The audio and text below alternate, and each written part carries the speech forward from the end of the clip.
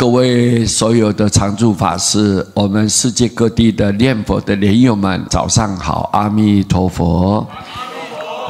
念佛关系重大，对你自己、对别人，甚至于对你的冤亲债主、对你的历代祖先，都会起到一个最大的力量。所以我们不能忽略念佛这个动作，不能忽略，因为这个名号是阿弥陀佛成就之后要救度一切苦海众生的。所以我们呢，深切的明白，如果众生呢罪业这么重，烦恼这么深，我们的执着心这么强烈，我们如果不靠这一尊名号的功德力，我们很难去跳脱。想要能够往生西方，离开六道轮回，是非常难。因此我们呢，要跟各位介绍一个公案，让我们建立一个念佛的信心。这样子对你来讲呢，那一种信心是坚定的，而且是非常牢固的，非常坚强的。所以师父要借这个公案来给各位大家报告。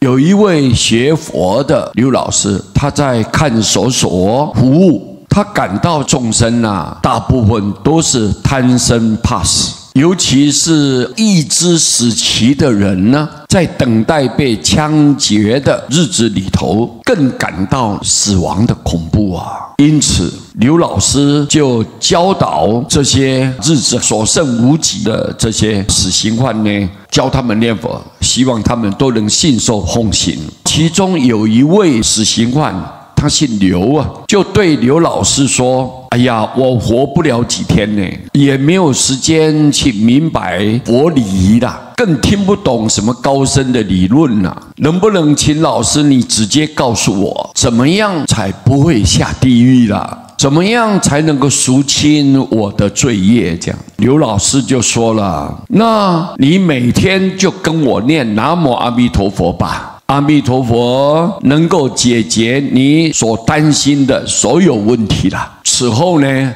从那一天要求这个死刑犯念佛之后，这一位死刑犯呢，他就不再高声的喊冤了，也不再骂天骂地了，而是一心一意的称念名号。执行枪决的前一天晚上，他对于刘老师就说了：我心里呀，有一种说不出的喜悦，觉得我不是去赴刑场啊，好像去赴国宴一样。刚才我在梦中，我到了一个非常清洁干净一尘不染的地方，我一高兴呢，就醒来了。他说：老师啊，你没有骗我，我好感激你，我好感谢阿弥陀佛。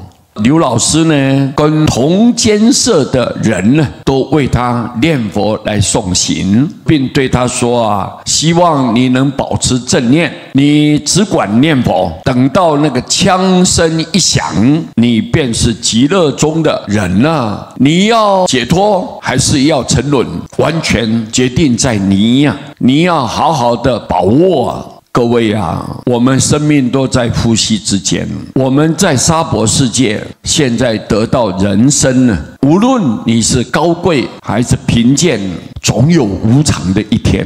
佛呢，教导我们障碍很深的众生，要专念佛名，这一句佛号是清净的行业，教导我们永脱轮回了。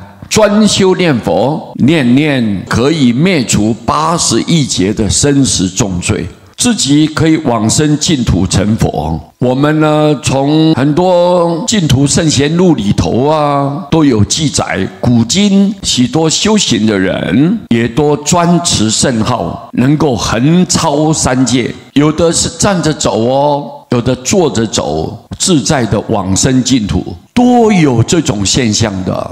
由此可见，名号是我们罪恶凡夫唯一可以依靠的。所以佛呢，就很清楚告诉我们，如果你要求生西方，念佛的人呢，不需要什么学问呢，不需要你什么高超的本事啊，跟你的才华没有关系的。不管你是男的、女的，你是高贵的，你是贫贱的人，你要绝对相信，我们众生是一个罪恶深重、很卑贱的人。要救度这种对象呢，唯独只有阿弥陀佛发这个大愿。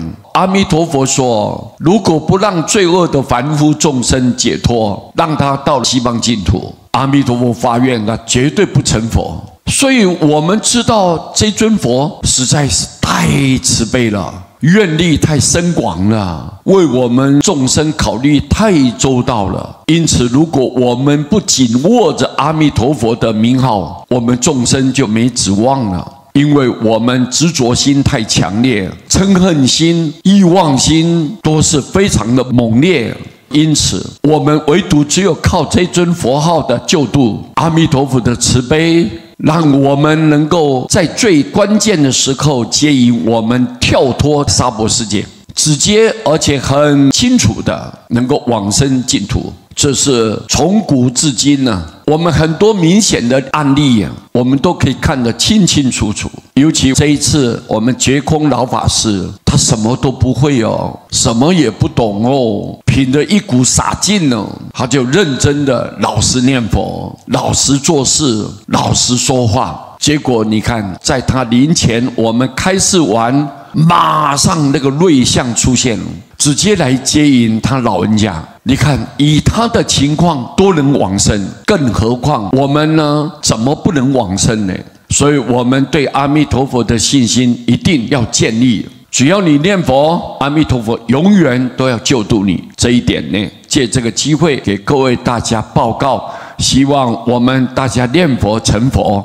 阿弥陀佛。